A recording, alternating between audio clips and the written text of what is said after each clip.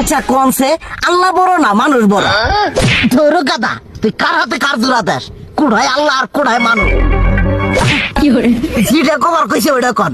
আল্লাহ বড় না মানুষ বড়? আল্লাহই তো বড়। আল্লাহ বড়, তাহলে আল্লাহর কথা না হইনা মানুষের কথা শুনেন কে?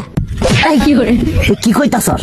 কি আর আল্লাহর কথা মানে না মানুষের কথা মানে? হ্যাঁ, কি আর মানুষের কথা শুনেন তাই না? আমনে যে ওই দিনকে ডায়াবেটিসের রোগ নিয়ে যে হাসপাতালে গেলেন, ডাক্তার আপনার কত কিছু খাবার না করলো, সব কিছু না খাই এখন চলতেছেন।